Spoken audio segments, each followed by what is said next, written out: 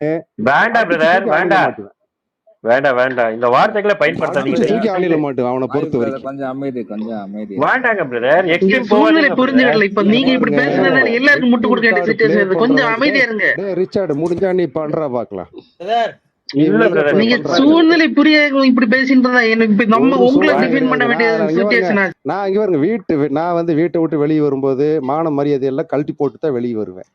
அது வேண்டாம் okay, brother. அதுக்கப்புறம் தான் இருக்கட்டும் சட்டையும் இருக்கட்டும். மாட்டுவேன். நான் என்ன நீங்க சொல்றேன்னா, இது வேண்டாம், நீங்க இப்ப நம்ம பேசாதீங்க. எல்லாரும் நீங்க உங்கள்கிட்ட கொஞ்ச வந்து நேரம் நீங்க அமைதியா அமைதியா இருங்க. இருக்குன்னு சொல்ல வேண்டிய சுச்சுவேஷன் வருது. நீங்க நான் அப்படி பாபி பிரதர், பாபி பிரதரை கொஞ்ச பேசுங்க நேரம் கீழே இருக்கலாமா? நம்ம பேசுங்க பேசுங்க, நீங்க பேசுங்க, நீங்க பேசுங்க, அப்ப நீங்க சும்மா இருங்க பேசுங்க. பிரதர், வேண்டாம் விட்டுடுங்க. நான் எதுக்கு சொல்றேன்னா வேண்டாம், அவங்கள வந்து நீங்க வர்த்தா பாக்காதீங்கன்ற. வர்த்து இல்ல பிரதர், அவங்க போனா ஆமா போவாகட்டியனா, ஆமா, அவங்க கரெக்ட். நீ இருந்தானா சொல்றது இருந்தா கரெக்ட் கட்டியனா, தான்.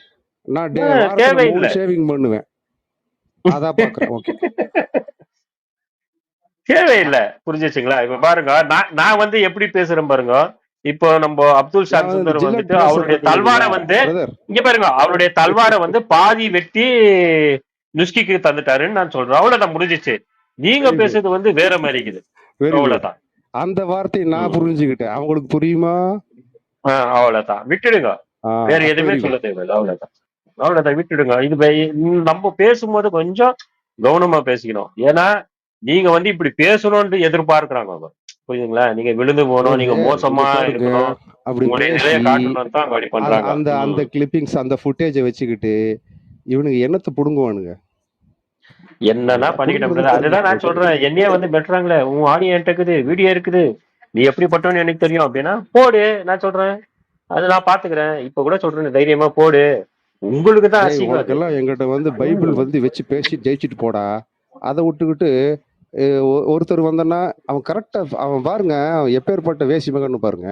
யார் 2 பேர்த்துக்கு பிரச்சனை இருக்குதோ, ஏற்கனவே பிரச்சனை இருக்குதோ, இப்ப பிரச்சனை இருக்குதோ, அதெல்லாம் வந்து ஸ்மெல் பண்ணிட்டு அந்த அந்த குறிப்பிட்ட ஒருத்தன் வரும்போது பாத்தீங்கன்னா அந்த அந்த அவனுக்கு எதிராக வந்து பிரச்சனைக்குரிய ஆளுக்கு இவனுக்கு வந்து பாத்தீங்கன்னா ஒரு விக்டிம் கார்டு பிளே பண்றது.